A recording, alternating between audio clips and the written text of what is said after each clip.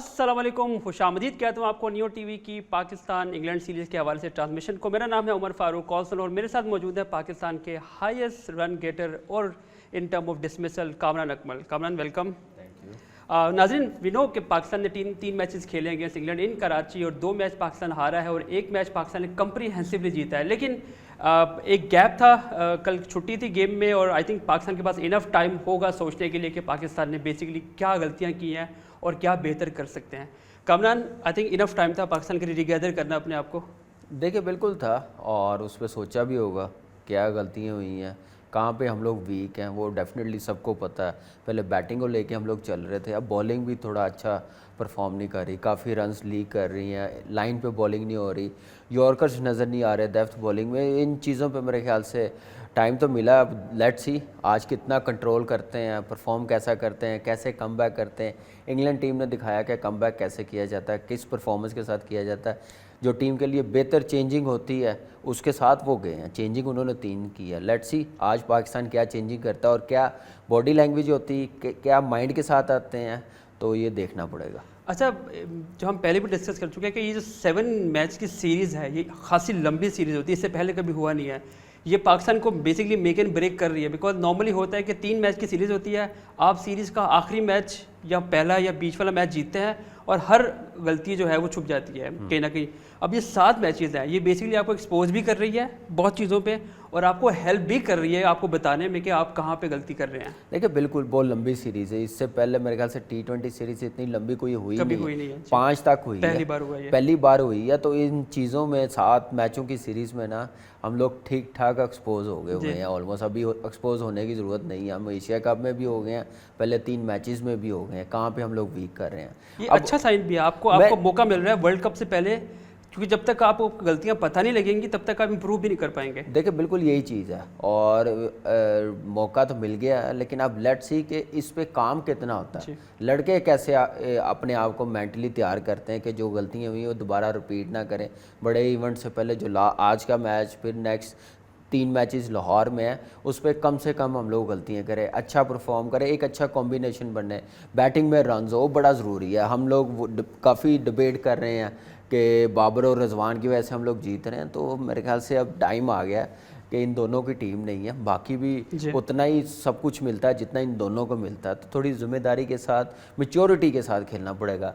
एक लड़का पाकिस्तान टीम में आया, इतना अरसा उसने परफॉर्म किया, जगह उसके नंबर पे नहीं मिली, उसके देखे मेंटली कितना स्ट्रॉन्ग है शान मसूद की, जैसे उसने परफॉर्म किया। जो 3-3 साल से 4-4 साल से टीम के साथ है, उनकी अप्रोच वो नज़र नहीं आई, मेंटली इतने स्ट्रॉन्ग नज़र नहीं आए, वो पहले से खेल रहे हैं। तो ये सारी चीज़ें मेरे ख्याल से देखने वाली मैनेजमेंट को, और इससे ही फ़ायदा होगा और लड़के जितना जल्दी अपने आप को मोटिवेट कर लेंगे, अपने आप को संभाल लेंगे, परफॉर्मेंस कर लेंगे, अच्छा हो जाएगा। नहीं तो लड़के भी स्ट्रगल करते हुए नज़र आएंगे आने वाले मैचेस में और वर्ल्ड कप में, और टीम भी करती हुई नज़र आएगी। अच्छा, बिटवीन इंग्लैंड और पाकिस्तान को कंपेयर करें तो इंग्लैंड भी ज़्यादा अपने एक्सपेरिमेंट कर रही है और पाकिस्तान भी अपने कॉम्बिनेशन ट्राई करना चाह रहा है ताकि वर्ल्ड कप से पहले हमें पता हो कि क्लैरिटी क्या है। लेकिन जैसे जैसे मैचेस गुजरते जा रहे हैं, हमें सवाल के हमारे जवाब के बजाय हमें मज़ीद सवाल खड़े कर देता है कि यार, जैसे हमने बॉलिंग की बात की, आपने हमारी बॉलिंग की भी कॉम्बिनेशन जो है हमें समझ नहीं आ पा रही कि हमारा नसीम शाह खेलेगा, हसनैन खेलेगा, धानी खेलेगा, अगर शाहीन अफरीदी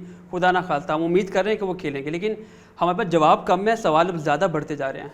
देखिए बहुत ज़्यादा बढ़ते जा रहे हैं क्योंकि परफॉर्मेंस सामने है, क्योंकि हर पाकिस्तानी, आप लोग, हम लोग, मीडिया हमारा चाहता है कि हमारी टीम जीते, परफॉर्मेंस करे, जो गलतियां कम से कम हो, लेकिन वो गलतियां बढ़ती जा रही हैं। तो इसलिए जवाब देना पड़ेगा और हम लोग दिन रात पे, गर्मी सर्दी पे ना डालें तो ज़्यादा अच्छा है, क्रिकेट पे रहें तो उस पर जवाब दें तो ज़्यादा अच्छा है। और कैसे बेहतर करना हम लोगों ने, देखिए सवाल किया मिडिल ऑर्डर पे, वो कह रहे हैं कि प्रेशर आ रहा, पूछ रहे, इतना डिस्कस कर, और क्या सवाल क्या करें कि रिजवान क्यों खेल रहा है, बाबर क्यों खेल रहा है, वो अच्छा कर रहे हैं, उन पे सवाल कोई होता है, जो अच्छा नहीं होता उस पर सवाल होते हैं ना। तो उसकी बेहतरी के लिए पूछते हैं कि अवाम को अवेयरनेस हो कि एज ए हेड कोच आप क्या कर रहे हैं, टीम क्या उस पर काम कर रही है, तो उस पर जवाब दें तो ज़्यादा अच्छा होगा। गेम- क्रिकेट को लेके क्रिकेट तक की रखें तो ज़्यादा ज़ाहिर है अच्छा है। गेम इतनी पसंद करते हैं लोगों, पाकिस्तान वन स्पोर्ट कंट्री है, ऑलमोस्ट सारी पाकिस्तान की नज़र क्रिकेट के ऊपर होती है, बाकी स्पोर्ट्स को कोई इतनी खास फॉलोइंग नहीं मिलती है। आई थिंक इन लोगों का मोहब्बत भी है, और जो मोहब्बत देते हैं जब, तो फिर अकाउंटेबिलिटी भी चाह रहे होते हैं कि आप क्या कर रहे हैं। देखिए बिल्कुल ऐसा ही, और वो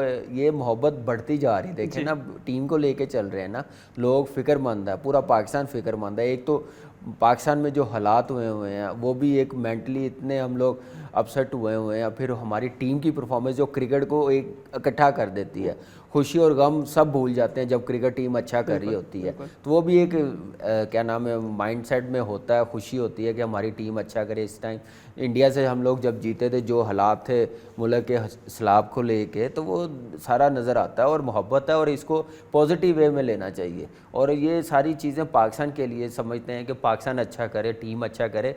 और देखें इस टाइम मौका है, हमारी बॉलिंग की जैसे बात की है, बॉलिंग हमारी एक्सपोज इसलिए हो रही है जहाँ पे हमें बॉलर्स को कोई हेल्प नहीं मिलती, कोई ग्रिप नहीं होता या सीम नहीं होता, तो वहाँ पे फिर मार पड़ रही है हमारे बॉलरों को। तो ये सोचना पड़ेगा नए बॉल पे हम लोगों ने कैसे आउट करना, स्विंग कितना इंपॉर्टेंट है, लाइन पे बॉल करना कितना इंपॉर्टेंट है। आप straight way fielding, deep point, deep square ले लेंगे तो वो बॉलर्स के माइंड में सेट होगा कि ये मुझे मारेगा, उसमें वो ऑफलाइन होता है। आप सिंपल जाएं, पहले 2 से 3 ओवर, उसके बाद आप फील्ड चेंज करें तो ज़्यादा अच्छा, ज़्यादा बेहतर है। किंग बाबर आजम की सपोर्ट कभी ख़त्म नहीं होने वाली, अब हारे या जीते किंग बाबर आजम हमेशा ऊपर होते हैं। एक ब्रेक का टाइम है, ब्रेक के बाद वापस आके हम डिस्कशन को कंटिन्यू करते हैं।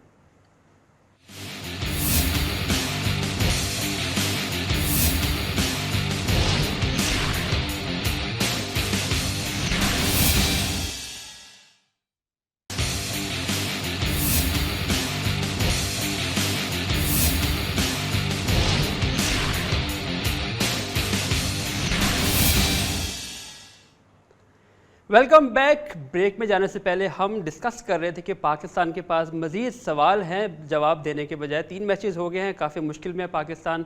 खैर ब्रेक में जाने से पहले अरसलान मिस थे हमारे पास, अरसलान ने भी ज्वाइन किया। Arsalan, thank you very much for joining. New TV के स्पोर्ट्स के रिपोर्टर, आप लेट क्यों हुए हैं?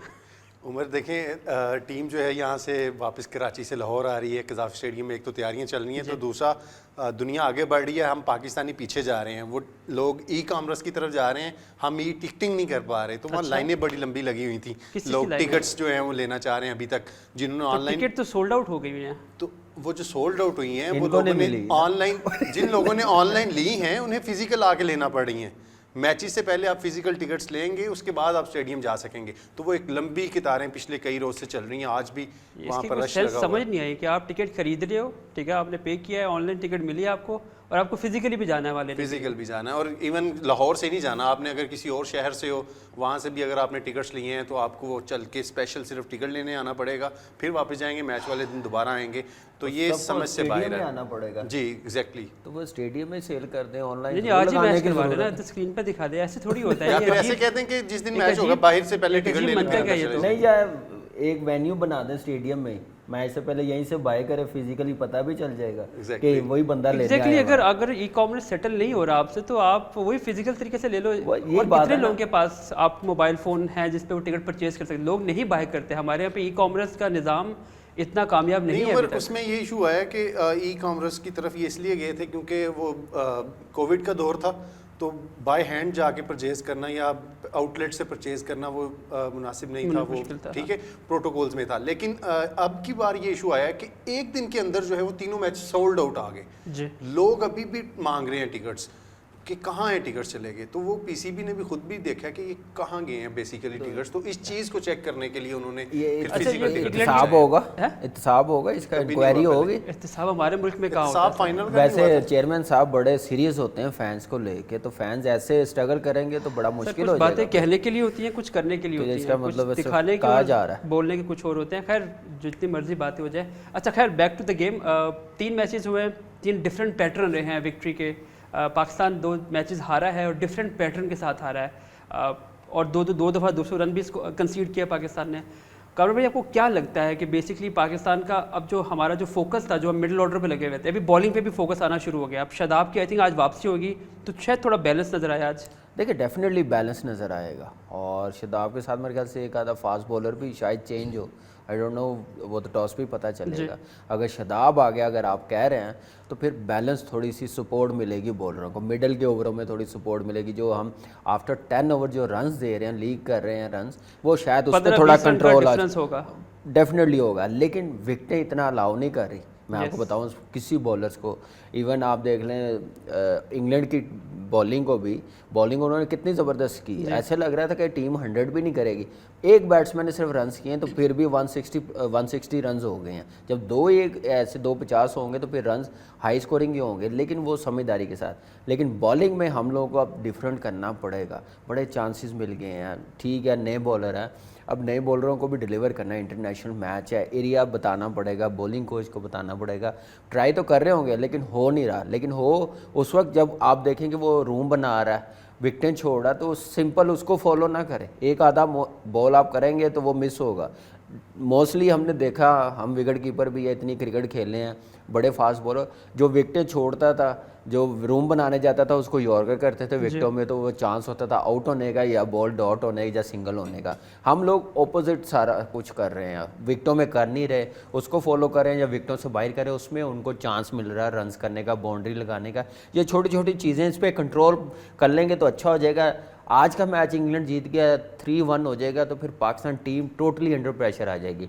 तो इसलिए आज गेम प्लान का पता चलेगा, बॉडी लैंग्वेज का पता चलेगा। आई एम सॉरी टू से, एक मैच जीतने के बाद नेक्स्ट मैच जो लास्ट हम लोग खेले, लग नहीं रहा था फील्ड में कि हम लोग मैच खेलने के लिए आए। थकी हुई बॉडी लग रही थी, गेम प्लान नहीं लग रहा था, फील्ड प्लेसिंग अच्छी नहीं हो रही थी, छठा बॉलर नहीं, उससे ठीक है मेन बॉलरों से हो रहा है, तो छठा बॉलर भी। एक बड़े इंटरेस्टिंग पहलू जो हम डिस्कस भी कर रहे थे शो से पहले, कि इंग्लैंड की जो चेंजेस हैं वो प्री प्लान्ड हैं, उनको पता है हमने किस मैच में क्या करना है, वो प्लान करके आए हैं।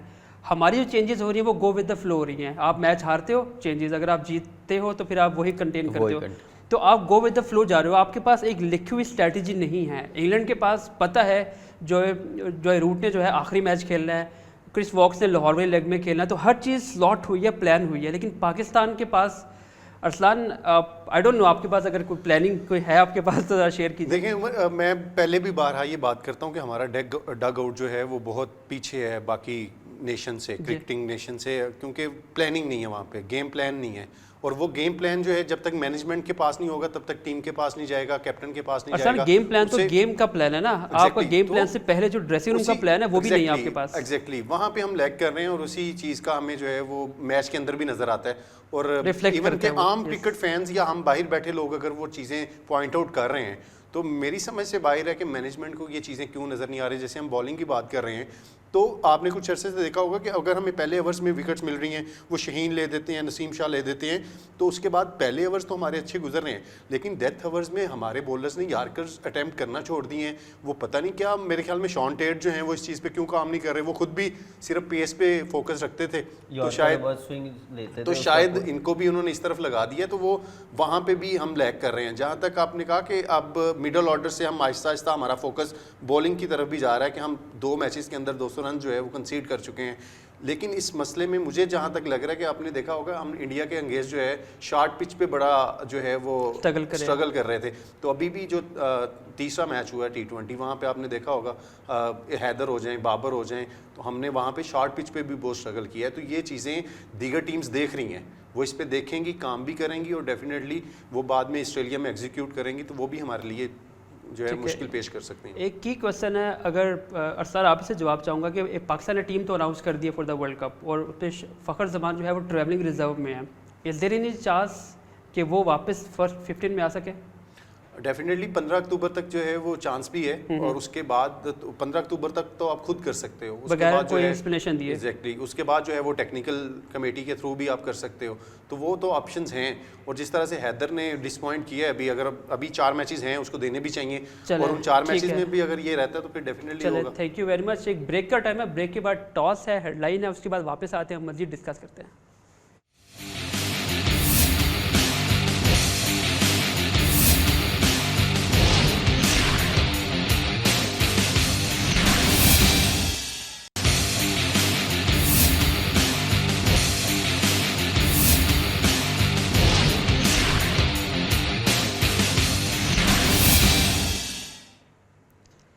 Welcome back. इंग्लैंड ने टॉस जीत के पहले बॉलिंग का फैसला किया, आउट ऑफ 4 गेम्स बात करें तो 3 टॉस इंग्लैंड के हाथ में इस टाइम। चेंजेस की बात करें तो पाकिस्तान ने 2 चेंजेस किए हैं। हैदर अली नंबर 3 से निकल के बेंच पे बैठ गए हैं, शान मसूद को ऊपर किया गया है, और बॉलिंग में एक बड़ा मेजर चेंज किया गया, शाहनवाज धानी की जगह मोहम्मद वसीम जूनियर को खिलाया गया। इंग्लैंड ने भी 3 चेंजेस किए, एक ऑली स्टोन को डेब्यू करवाया गया आज, एलेक्स हेल की वापसी हुई है और डेविड विली की वापसी हुई है सैम करन की जगह। कमल भाई कैसे देखते हैं इन चेंजेस को? देखिए वो अपना बेस्ट कॉम्बिनेशन बनाने जा रहे हैं, सबको वो मौका दे रहे हैं, एक बेस्ट कॉम्बिनेशन भी बने, वर्ल्ड कप में हमें ज़रूरत पड़े तो हमें कोई फिक्र ना हो, फिर ना हमें फिक्र हो पहले बैटिंग करनी है चेज़ करने, चाहे वो सारी प्रैक्टिस करके जा रहे हैं सीरीज़ को उस हिसाब से। और वो प्री प्लान्ड है, उनको मालूम है किस गेम में हमने किसको खिलाना है, किसको खिलाना, और वही देखें वही कर रहे हैं। डेविड विली को वापस लेके आए, उनका मेन बॉलर है, नए बॉल के साथ स्विंग पे पूरा चांस लेते हैं, लेकिन ऐसी पिचेस पे कोई फ़र्क नहीं पड़ने वाला उसको। मेरे ख्याल से हमारे बैट्समैनों का दिल बड़ा होना चाहिए। और बाकी जो एलेक्स हेल आया, बैटिंग मज़ीद उन्होंने स्ट्रॉन्ग की है, और मेरे ख्याल से एक हाई स्कोरिंग मैच होगा और करना भी चाहिए पाकिस्तान को। अब उन्होंने पहले बॉलिंग करनी है तो पाकिस्तान को भी मेरे ख्याल से 200 के करीब करना चाहिए, फिर ही बचेंगे, फिर ही फाइट होगी, क्योंकि बहुत ज़बरदस्त उनकी बैटिंग फॉर्म है और बड़े रन्स किए हुए, उनको इस वक्त कॉन्फिडेंस बहुत हाई है। और पाकिस्तान का क्या प्लान होता है फर्स्ट 6 ओवर्स में कैसे खेलना है। अभी हम दूसरा मैच भी देख रहे हैं इंडिया ऑस्ट्रेलिया का, वो पहले 6 ओवरों में 66 ऑस्ट्रेलिया ने कर दिया, उनकी बॉलिंग अच्छी है, उस टाइप की बैटिंग अब करनी पड़ेगी क्योंकि हमें ज़रूरत है वर्ल्ड कप में। और बाकी जो चेंजिंग हुई है, वसीम आया, अच्छा उसको मौका मिला, फिर क्या नाम है, एशिया कप खेलने से पहले ही वो इंजर्ड हुए थे, साइज स्ट्रेन का इशू था इंडिया गेम से पहले ही, वो भी एशिया कप अभी शुरू नहीं हुआ था तो वो इंजर्ड हुए थे साइज स्ट्रेन की वजह से। खैर उनका वापस कमबैक, आसिफ अली का वापस आया, आसिफ अली उसको मौका मिला तो अपनी फॉर्म दिखाएं और बेस्ट देखें, अपना देखें रोल क्या, हमने क्या करना, हमारी जॉब क्या, उस हिसाब से सोचें, प्लान करें, मैच को लेके चलें तो अच्छा होगा। एक चेंज किया गया पाकिस्तान में टॉप ऑर्डर में, वो अच्छे के लिए चेंज किया गया। हैदर अली को हमने देखा 3 गेम्स में बिल्कुल डिसअपॉइंटिंग रहे हैं। It's not about not scoring run, it's about कि आपकी शॉट्स आप क्या कर रहे हैं, आप कितने प्रिपेयर्ड हैं किसको खेलने के लिए। शान मसूद को नंबर 3 पे किया गया, जो आप लोगों की एटलीस्ट कामरान इंसिस्ट करते रहे, ख्वाहिश भी थी, क्रिकेटिंग नॉलेज के हिसाब से उनकी जो भी थॉट थी, नंबर 3 पे उनको लाया गया और हैदर को उन्होंने बाहर निकाला। आई थिंक इस पूरी सीरीज़ में सो फार जो एक एक्सपेरिमेंट काम आया है वो शान मसूद का काम आया। एग्जैक्टली और शान मसूद पे हम सब बात भी कर रहे थे कि उनका नंबर 3 पे आना बहुत ज़रूरी है, और आज उनके लिए उनको मौका भी मिल गया हैदर अली के बाहर जाने की सूरत में। कैप्टन ने टॉस के वक्त तो हैदर की कोई और रीज़न बताई है, लेकिन मुझे लग रहा है कि जिस तरह उस्मान कादर को मैचेस दे रहे हैं, हैदर को भी वो मैचेस देने का इरादा रखते थे, लेकिन कोई इंजरी या कोई अनफिटनेस का इशू हुआ होगा, लेकिन हैदर को पक्की बात है उन्होंने टॉस के वक्त कोई जिक्र किया, लेकिन ये है कि जो वसीम का आना बहुत ज़रूरी था। वो हम जैसे पहले भी पिछले मैच में भी जिक्र कर रहे थे कि आपने अगर आमिर जमाल को लिया है या वसीम जूनियर को एज ऑलराउंडर आप कंसीडर कर रहे हैं, तो आप ऑस्ट्रेलिया में क्योंकि वाहिद ऑलराउंडर है फास्ट बॉलिंग में, वसीम जूनियर जिसको आप कंसीडर कर रहे हो और उसे लेके जा रहे हो, उसका खेलना बहुत ज़रूरी था, तो वो एक अच्छा फैसला है।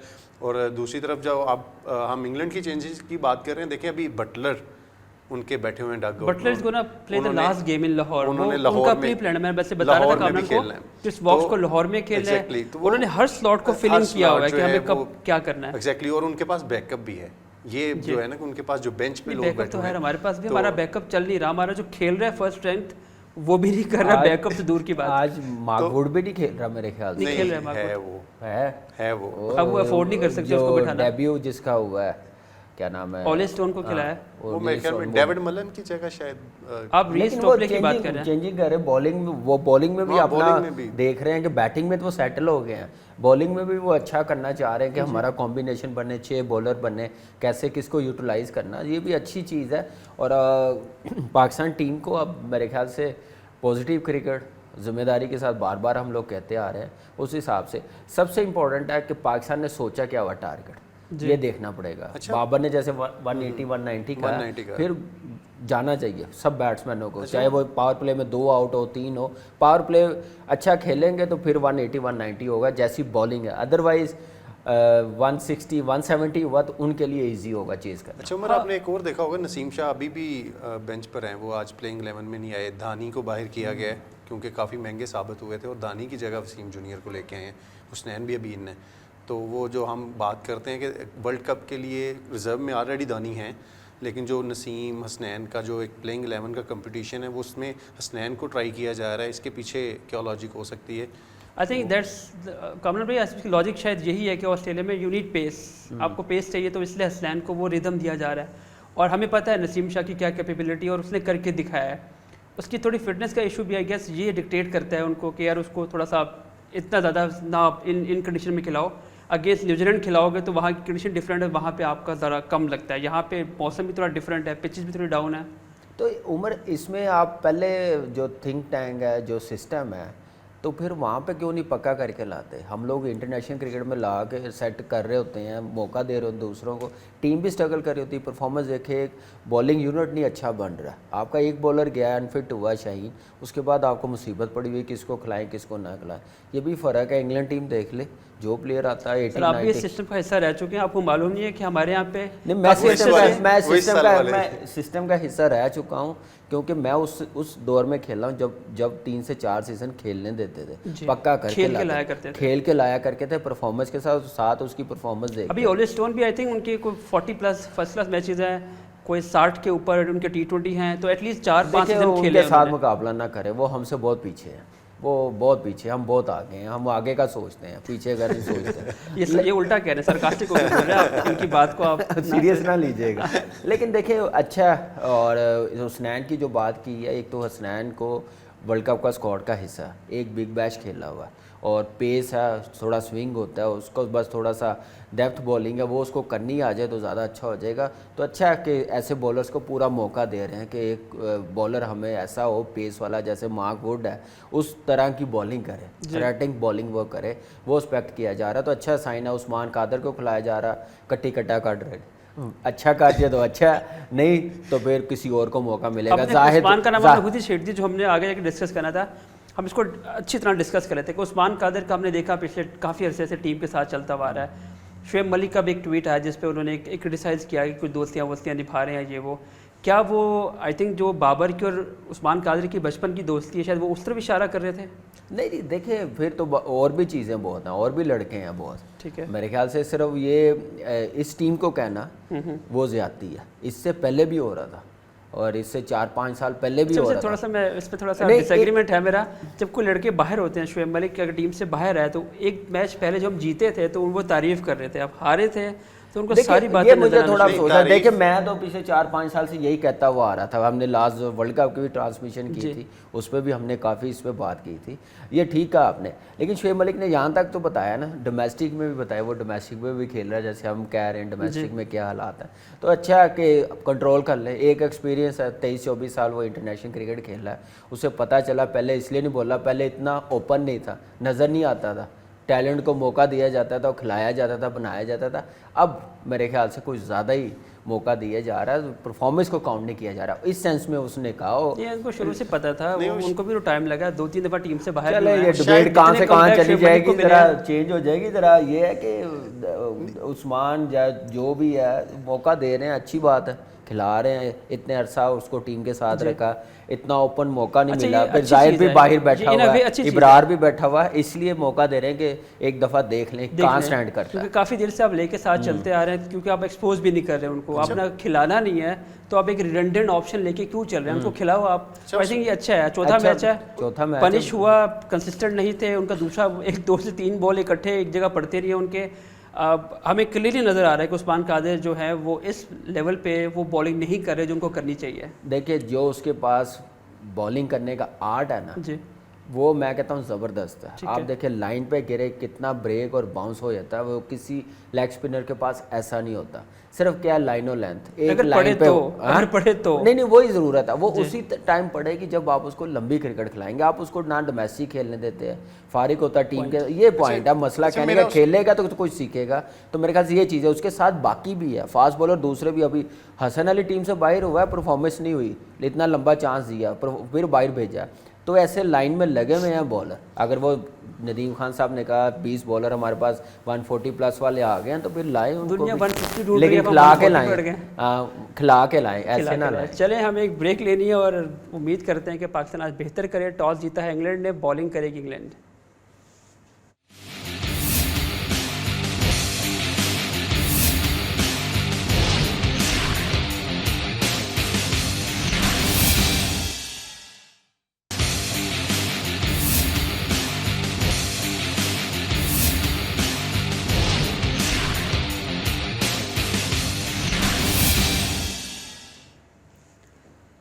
Welcome back. ब्रेक पे जाने से पहले हम बेसिकली इंग्लैंड ने जो टॉस जीता है उस डिसीजन पे बात कर रहे थे कि कामरान को लगता है कि शायद टॉस जीतने के पीछे उनकी एक स्ट्रेटजी है जिसको वो यूज़ करना चाह रहे हैं। देखिए बिल्कुल उनका इस टाइम जो क्या नाम है प्लस पॉइंट ऑफ बैटिंग है, बैटिंग बड़ा ज़बरदस्त परफॉर्म कर रही है।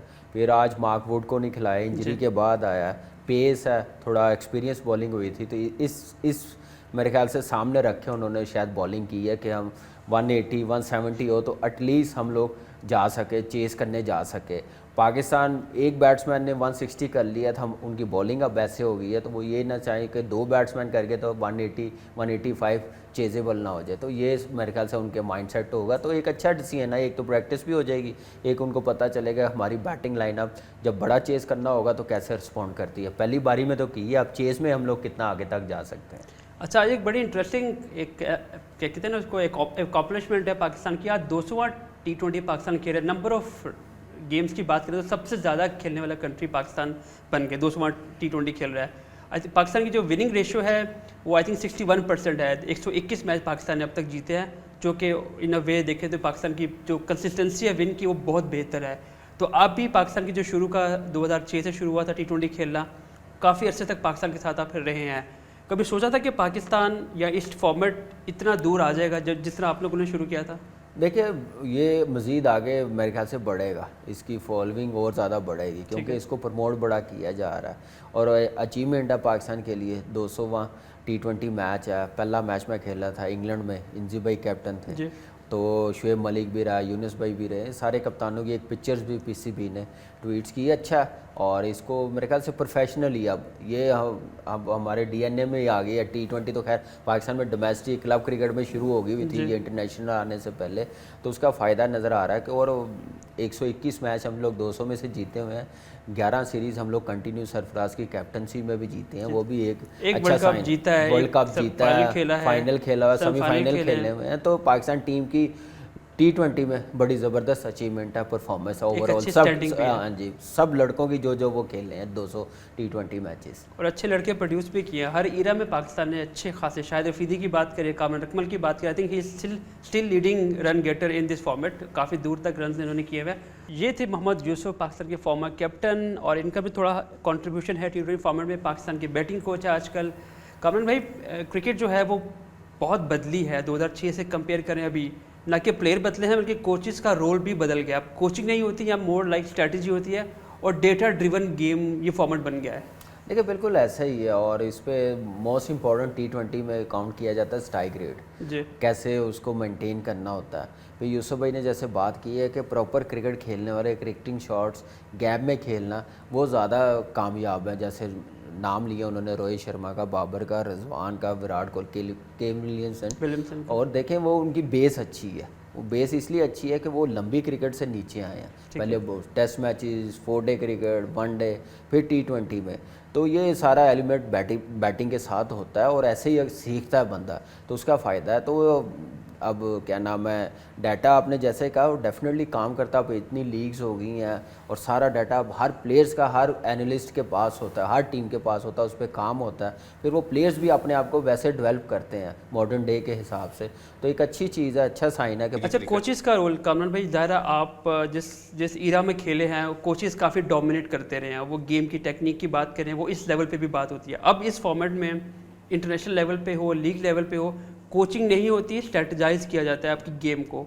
ये भी एक रोल चेंज हुआ है कोचेस की दुनिया में। देखिए बिल्कुल ऐसा ही है, और कोचिंग के साथ आप देखें जो सिलेक्शन प्रोसेस है ना, वो भी सारा इसके साथ जुड़ा होता है, बदला है। और जैसे मॉडर्न डे की क्रिकेट खेलनी होती है उस हिसाब से प्लेयर्स को देखा जाता है, फिर सिलेक्शन होती है।